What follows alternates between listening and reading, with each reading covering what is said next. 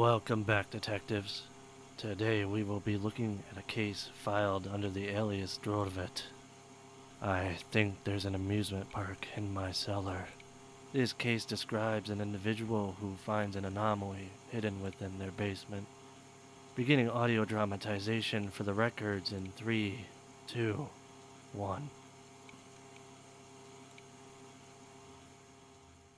The day after my uncle died, I noticed a new beer for sale at the grocery store, and it almost made me cry. He wasn't a heavy drinker, but it was the first change in the world I had noticed since his death, which meant it was the first sign that the world would go on without him and reality would slip away from how it used to be. He had named me the executor of his will, presumably because I was the only living adult family member who liked him. It wasn't his fault. After my aunt passed, he began collecting old letters. And in his advanced age, he became obsessed with them to the point where he wouldn't talk about much else.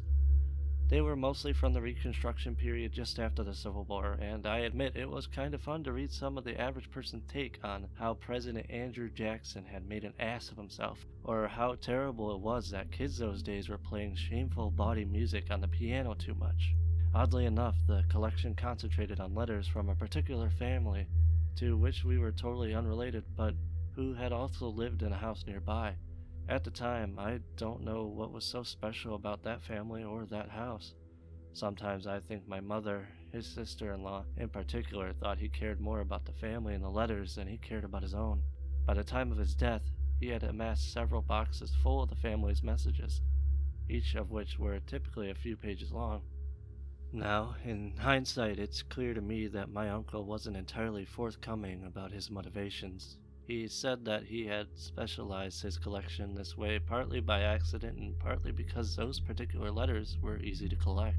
He explained that the family wasn't particularly well known, but were highly prolific in their correspondence, and that letters from just after the Civil War sold for a lot cheaper than letters during the war.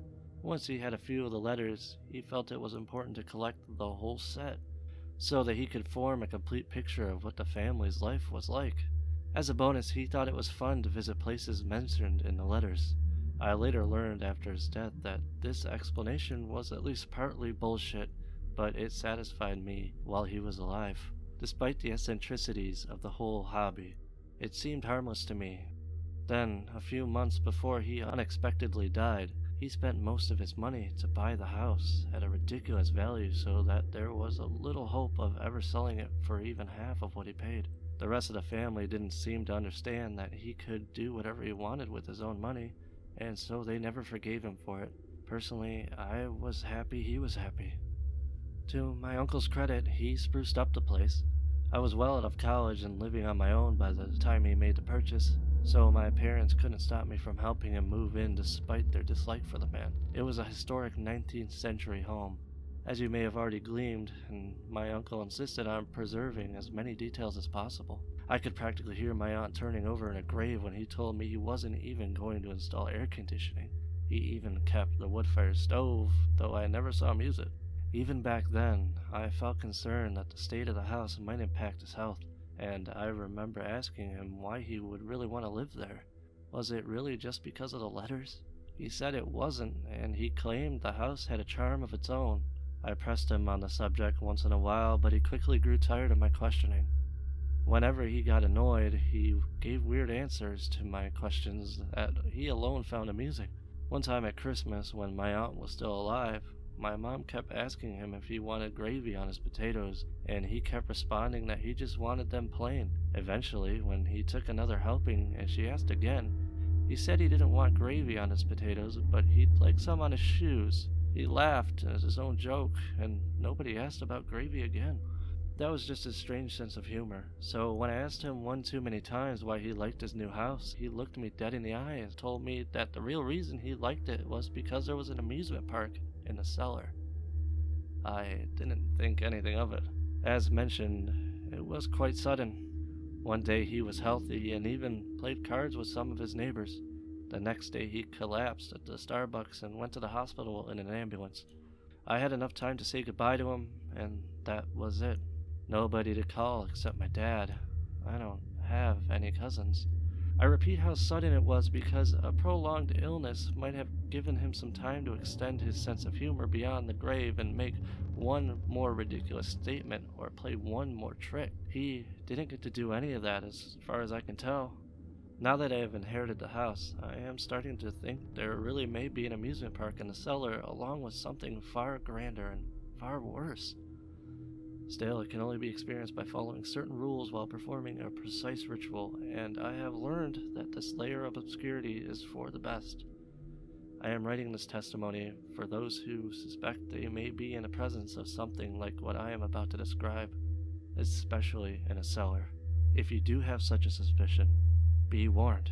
The harder it is to get a look at something, the harder it is to look away.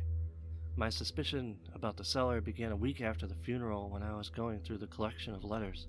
I had bought a 6-pack of the new beer I had noticed, and I was drinking them out of the cooler I had packed with ice because my uncle never installed a refrigerator. A bunch of the letters were stacked near the cooler, and at one point I opened the cooler a little too forcefully and upset one of the piles. A letter fell onto the ice. I grabbed it immediately, but there was already a little discoloration on some of the parchment. At first, I was gutted. These letters were all that was left of my uncle, and I felt like he had entrusted the task of organizing them to me simply because I was the only one who would take it seriously. Then I noticed the discolored areas revealed some red writing in between the lines of the original message. I could only make out a few words. Of, steps, and the number 19. I took a look at the original letter. It appeared to be a grocery list addressed to Ethel, who I had learned from my uncle's stories was the second youngest daughter of the original owner of the house. The family didn't own slaves even before the war, and it appeared that Ethel did the shopping despite being educated enough to read, which I take it was unusual for a girl at the time. Something told me that Ethel had already bought the laudanum and other things that her father had requested, given that she had about 150 years to complete the task by now. So I decided it was okay to experiment with the rest of the letters. I opened the cooler and gently held the letter over the ice. Sure enough, more writing became visible, again written in red ink.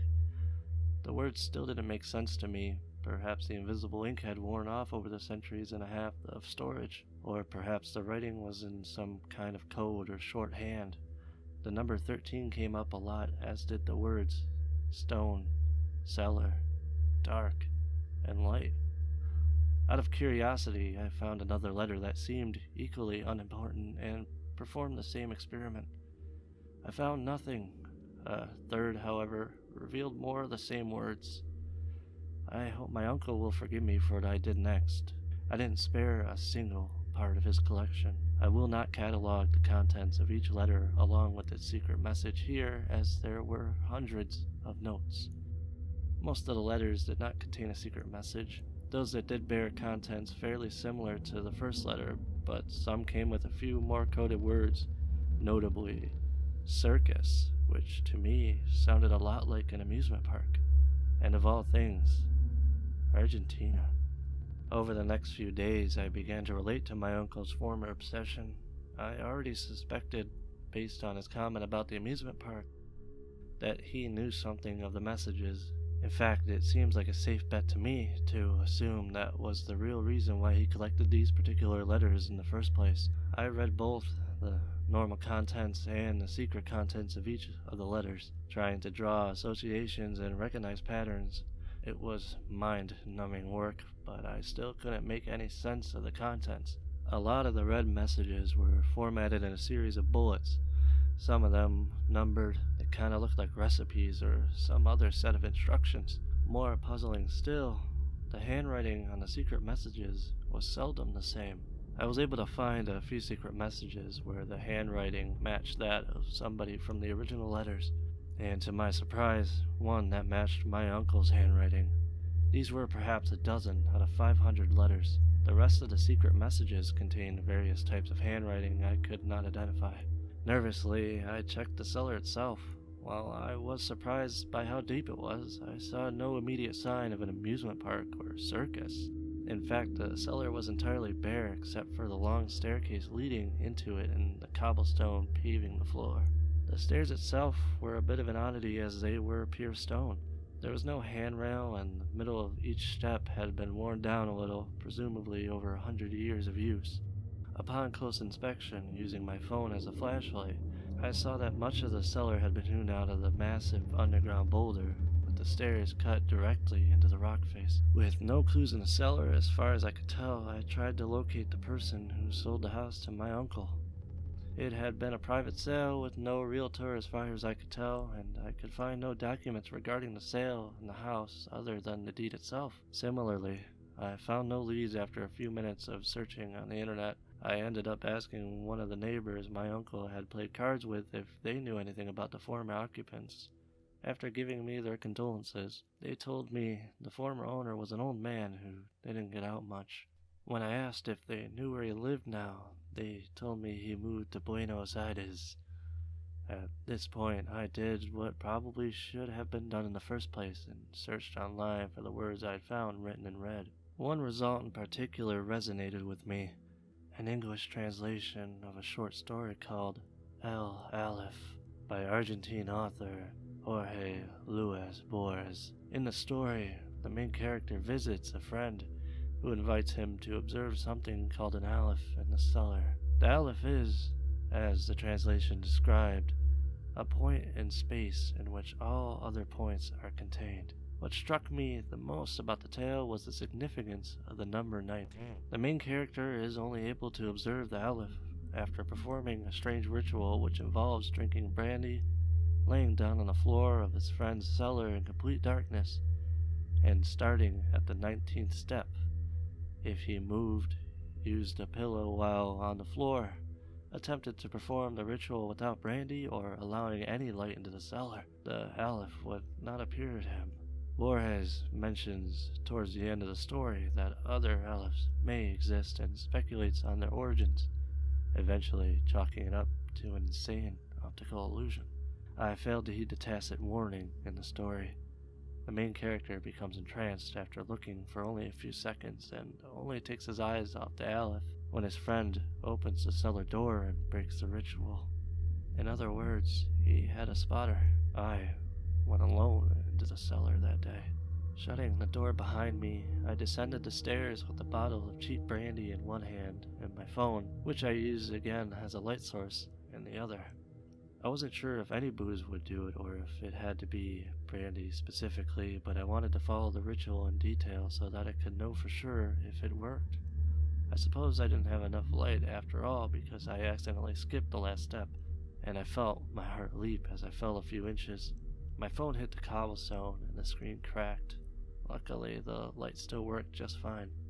Gathering myself, I walked to the middle of the cellar, took a long pull of brandy, and laid down on the floor. I had counted 19 steps from the bottom and found where I needed to look. Then I turned my phone off and waited. After a few minutes, I began to feel pretty stupid. I was about to get up when it happened. I will not call it an aleph from here on because it wasn't quite as the story had described. It was less of a thing that I could observe and more of a presence, both in the sense that it was present and that it was a way of being present. At the same time, just as Borges has described, it was sitting on the 19th step. I know the description doesn't make complete sense. The problem with describing it is that it's like talking about color nobody has seen before, except it wasn't a new color so much as a new kind of geometry or space. Still, I will attempt to describe it as best as I can. To lie there felt like standing on the edge of a volcano or witnessing a hurricane and realizing that nature has absolute power over you. It felt like being awake during a surgery and hearing the doctor say, "Uh-oh." It felt like your first time on a roller coaster, and at the same time it felt like I was being watched. The experience was sublime, so I will call it sublimity. With the sublimity, I became aware of existence as a series of fractals, but they were not typical fractals. For example, one of the fractals could be a fish in the fish's eye, a grain of sand on the grain of sand, a bull running in the dust the bull kicked up, the entire world inside the world, me inside the cellar staring at the sublimity, a It reminded me of looking at two mirrors facing each other, except instead of seeing copies of myself in the reflection, I physically was each copy. These copies extended all the way through infinite iterations to a sort of core. At that core, at the limit of every fractal, stood the amusement park. At the amusement park, there was accordion music, the smell of roasted peanuts, and the gust of wind from passing roller coasters. I heard a tinny recording of a carnival barker calling for a freak show. There were skeletons everywhere, sprawled on the pathways, sitting in abandoned rides, standing behind the counters, and caught up in impossible geometries amid the endless patterns that permeated the sublimity. It physically hurt to look at them, like trying to read small type far away until your eyes strained. Many of the skeletons had clothes on, everything from elegant dresses and old-fashioned suits to t-shirts and cut-off jeans. Clothes as well as the skeletons were in a variety of conditions. I will not describe my uncle in detail, but I saw him as well. He was neither alive nor a skeleton. I lay there on the cellar floor, paralyzed and aware of every detail of this grotesque and eldritch universe. I could feel my sanity dissolving as my consciousness bled into the infinity in step. I could not look, and yet I could not look away as I felt my sense of self torn between the cellar floor and the plane of existence I had always known, and the amusement park and the plane of existence I hoped to never know again. Through it all, I felt more than ever a keen sense of being watched by something infinitely horrible and beyond size. It was, in the end, the most mundane of things that saved me. My phone had gone down to 20% battery, and the screen turned on to alert me. The dim light of my phone broke the ritual, and the sublimity was gone. I have not returned to the cellar since. It has been about a year. The letters are organized in a filing cabinet in the house.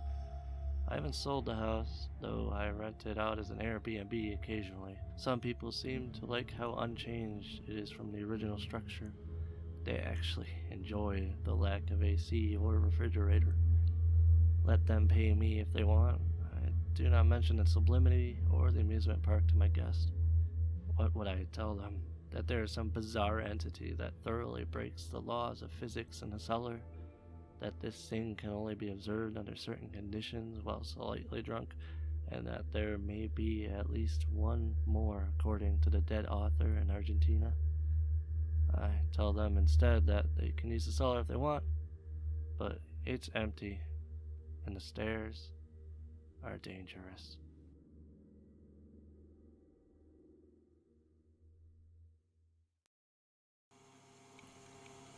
That is the conclusion of the story as it was submitted. This is a story I wanted to get recorded because it involves something I've come to coin as an artifact. While April can affect people and animals and make them act in bizarre ways, I believe it can also interact with inanimate objects or even spaces. And when these things are interacted with, they do not change with the passing of April. It is something I'll have to look into further, but for now, thank you for joining me. This is Detective Romwell, signing out.